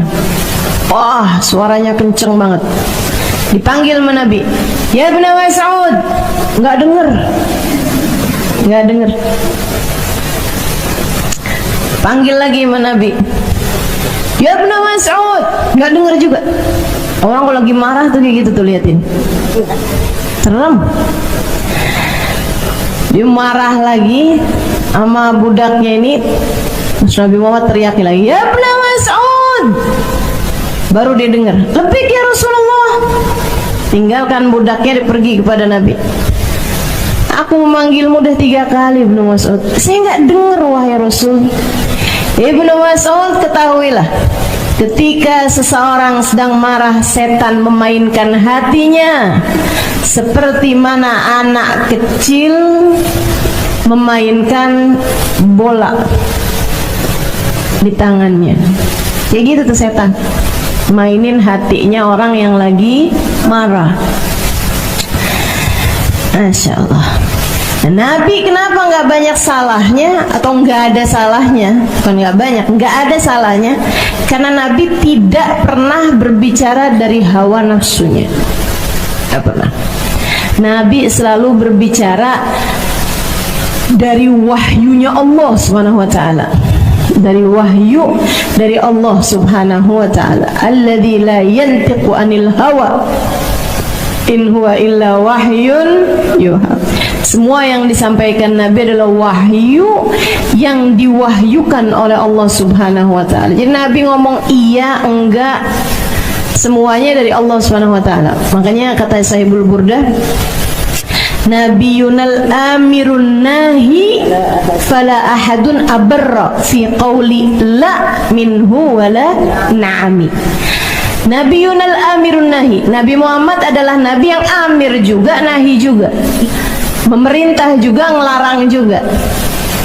Nabi adalah orang yang memberi perintah juga, memberi larangan juga. Tapi fala ahadun abar, tidak ada siapapun yang lebih bagus ngomongnya fi qauli la, dalam berucap tidak, wala na'ami, ataupun berucap iya. Beliau adalah seorang yang terbaik dalam berucap tidak, seorang yang terbaik dalam berucap iya. Gitu. Kita kan kadang-kadang yang iya kita enggak-enggakin, yang enggak kita iya-iyain. Nah, tuh. Ini nih yang salah gitu. Kita kadang suka nggak ngerti gitu. Yang manaan aja yang mesti kita iyain, yang mana yang mesti kita enggakin. Kenapa gitu? Itu tadi. Karena kita tuh seringnya ngomong berdasar hawa nafsu. Coba belajar buat tekan hawa nafsunya, nanti kita akan jadi ngerti kapan seharusnya bilang iya, kapan seharusnya bilang enggak. Hidupmu jadi jauh lebih terarah ketika kita berpikir dengan jernih. Hawa nafsu nih yang rusak kita nih, hawa nafsu nih. Hawa nafsu, udah percaya saya deh. Hawa nafsu rusak kita teman-teman. Keinginan kita pengen begini, kita pengen begitu. Itu setiap kali. Tapi kan saya maunya, tanyain sama diri sendiri, kalau maunya Allah gimana? Kalau maunya Allah gimana? Gitu. Jangan segala-gala yang kamu pikirin mau kamu mulu gitu. Katanya pengen jadi hamba yang Allah senantiasa memberi padamu apa maumu, maka jadilah hamba yang selalu mempersembahkan apa yang Allah Subhanahu wa ta'ala mau. Orang-orang mulia itu gitu tuh. Mereka tuh ngomongnya bagus. Saya tuh dulu pernah mikir gitu kan. Saya kalau ketemu banyak kayak orang-orang yang lurus-lurus, orang-orang yang ahli ibadah gitu di kampung saya gitu, kayak orangnya tuh nyeremin gitu. Maksudnya tuh dalam artian kayak kalau ngomong banyaknya tentang urusan kayak neraka gitu-gitu kan, serem-serem gitu. Jadi saya dulu punya pemikiran bahwa, saya rasa sih pemikiran anak zaman sekarang juga loh. Mereka tuh suka ngelihat orang tuh kalau salik, kalau ngerjain apa yang diperintah sama Allah, kayak mendadak jadi menyeramkan gitu, mendadak jadi menakutkan gitu. Kalau ngomong tuh yang dosa, neraka, murka gitu loh. Urusannya tuh kayak yang awas nak, nggak boleh gitu, nanti begini gitu, kayak nyeremin kayak gitu. Dulu saya punya pemikiran bahwa orang-orang yang jalanin agama dengan benar itu menjadi orang-orang yang menyeramkan, orang-orang yang galak, orang-orang yang bicaranya tentang akhirat, yang akhiratnya itu urusannya adalah neraka gitu. Saudaraku sekalian yang saya muliakan, ketika saya kemudian mulai belajar di pondok pesantren, belajar lagi di pondok pesantren, belajar lagi di pondok pesantren, emang saya kerjanya belajar di pondok pesantren, sampai kemudian saya berangkat ke kota Tarim. Ternyata sebaliknya, orang-orang yang paling dekat dengan Allah selalu adalah orang-orang yang paling dapat memberikan pengharapan. Orang-orang yang paling dekat dengan Allah selalu adalah orang-orang yang paling adem-adem hatinya. Semakin dekat sama Allah Subhanahu wa ta'ala, semakin memberikan ketenangan. Karena sejatinya merekalah orang-orang yang paling tenang hidupnya. Gimana enggak coba? Orang lagi sakit datang ke Hubabah Khadijah. Bapak saya sakit tenggorokannya. Bapak Khadijah pegangin tenggorokannya, didoain. Tapi terus beliau bilang begini, kamu tuh sedikit amat sih sabarnya. Ya nggak apa-apa kan kalau lagi sakit. Kamu tahu nggak, sakit itu tanda Allah lagi ingat sama kamu, lagi sayang sama kamu. Saya tuh kalau agak lamaan gak dikasih sakit, saya sampai suka nanya sama Allah, ya Allah, apakah engkau lupa kepada hamba-Mu Khadijah? Coba tuh, kalimat apa yang lebih menenangkan buat orang yang sakit daripada kalimat itu? Kita kan enggak. Kita kalau ngeliat orang sakit ya, introspeksi. Ingetin dosa lo tuh. Betul nggak? Ibu nggak usah nasehatin orang lain, nasehatin suami sendiri kalau lagi sakit. Coba diinget-inget. Anak lagi sakit aja hatinya dibuat begitu ya, dibuat sedih gitu. Masya Allah, Masya Allah. Ini semua adalah hukuman atas dosa-dosamu, nak. Makanya kalau mama ngomong tuh didengerin, jangan suka ngebantah, kan gitu tuh. Tahu sendiri tuh kan, sakit kan, gitu tuh. Kegedean hawa nafsu, teman-teman, kegedean nafsu kita nih. Dan itu yang bikin kita salah dalam hidup nih, banyak salahnya gara-gara itu tuh. Suka ngikutin hawa nafsu.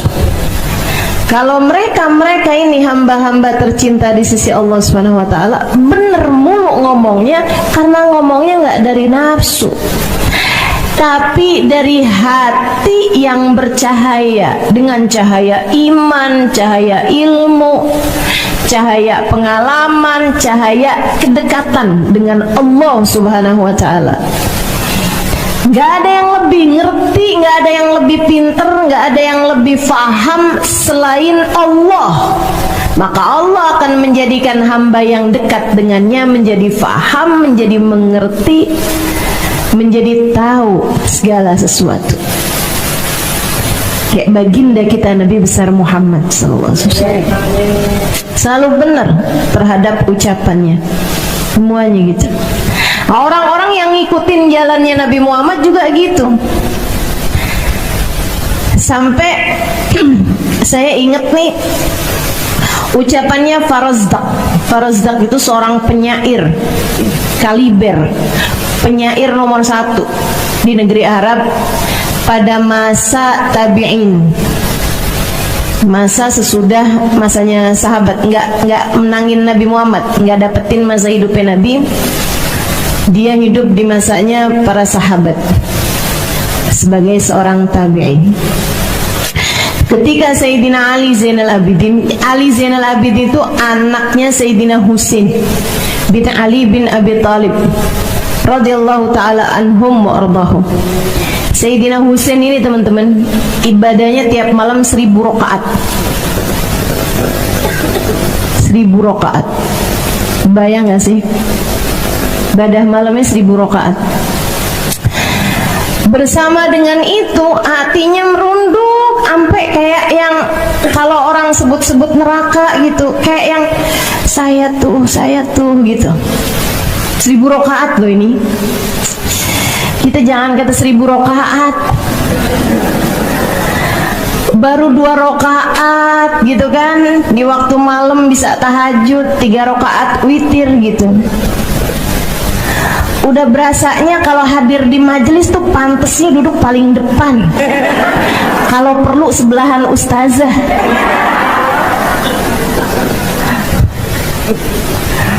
Masya Allah, Masya Allah. Ini ada orang sholatnya tiap malam 1000 rakaat, kalau disebut tentang neraka kayak ngerasa yang paling pantas buat masuk neraka. Hati luar biasa bener kalau bercahaya.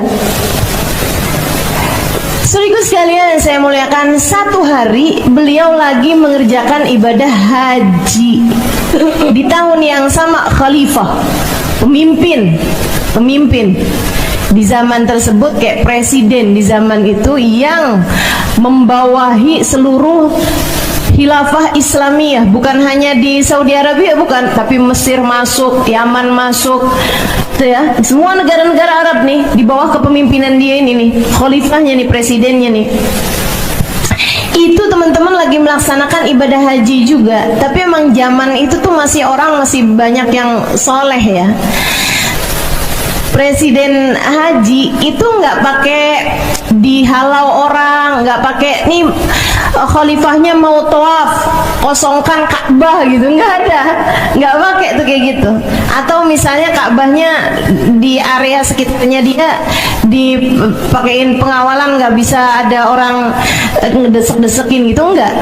Zaman itu tuh enggak, khalifah ya udah gitu, ikutan haji barengan orang, ikutan tawaf barengan orang, tapi memang ada orang-orang di sekelilingnya juga gitu, ada beberapa sukanya.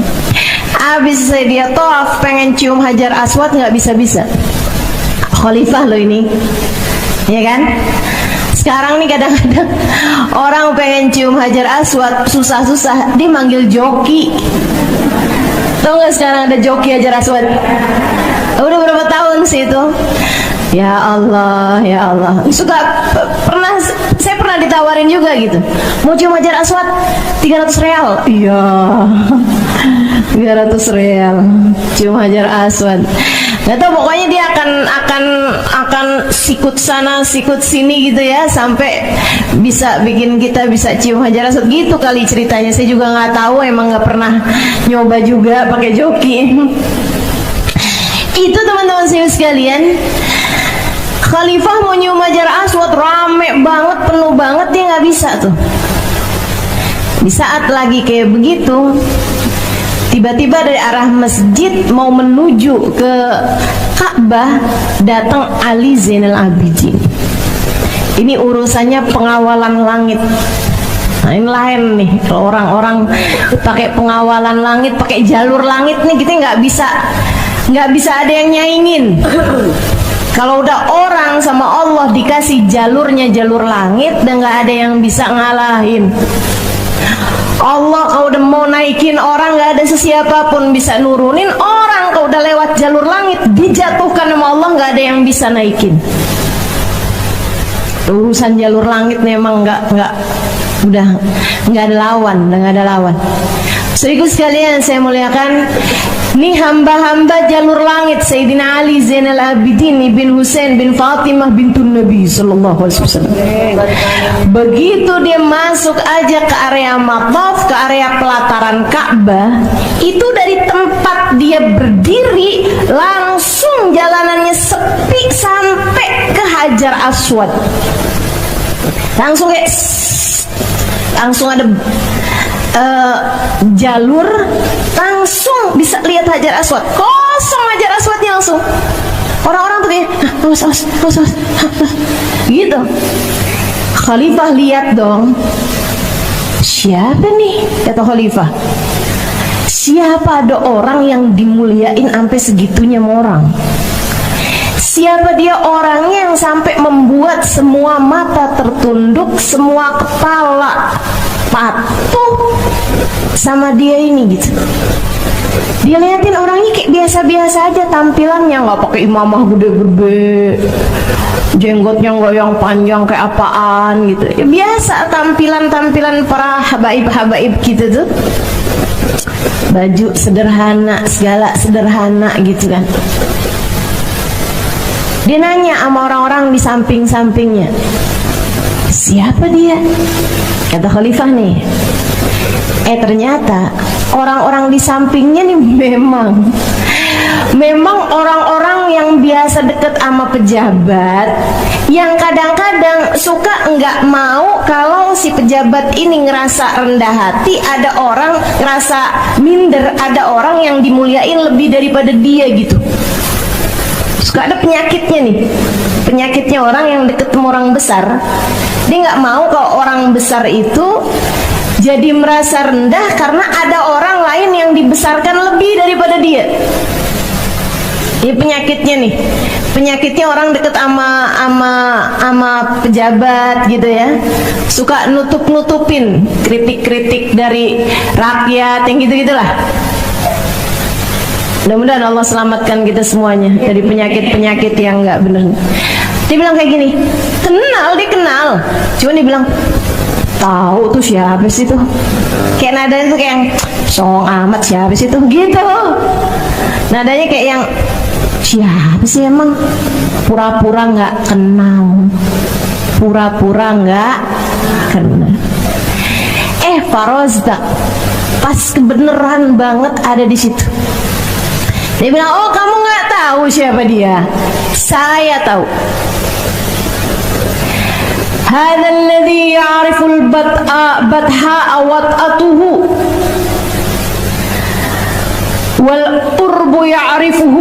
haramu. Ini adalah seseorang yang tanah mana yang gak kenal sama dia. Tanah Mekah ini kenal kepadanya. Demikian pula orang Arab dan orang Ajam semua kenal padanya. Hadza ibnu Fatimah in kunta jahiluhu bi jaddi anbiya Allah qad khutimu. Ini adalah putranya Fatimah, putri Nabi Muhammad. Jika kamu nggak tahu, kakeknya lah, dengan kakeknya lah semua nabi-nabi dipungkasi. Diakhirinya nabi-nabi dengan kakeknya dia. Hadat taqiyun nakiyul alimul alam. Udah tuh dibawa tuh syair, bait syair yang sangat panjang sekali. Salah satu dari pujiannya yang bikin saya ingat sama cerita ini, maqala la qattu illa inda tashahudihi laula tashahudu kanat la'uhu na'amu. Dia adalah seseorang yang gak pernah berkata tidak kecuali saat syahadatnya. Andai tidak karena syahadat, la-nya akan berubah juga menjadi na'am. Syahadat la ilaha illallah. Ini Sayyidina Ali Zainal Abidin, katanya Farazdaq, adalah seseorang yang tidak pernah berkata tidak. Selalu iya aja. Satu-satunya tidaknya adalah di kalimat la ilaha illallah. Andai tidak karena syahadat, andai tidak karena tasyahud, syahadat, la-nya juga bakal berubah jadi na'am juga. Saya ketika baca ini saya pikir-pikirin, ya Allah, saya nih dalam hidup kebanyakan bilang enggak terhadap keputusan-keputusan Allah dalam hidup saya. Kayaknya kebanyakan bilang enggak, kebanyakan protesnya daripada iyanya. Dikasih sehat panjang banget, jarang-jarang bilang naam, naam, naam. Giliran dikasih sakit dikit langsung bilang kenapa ya.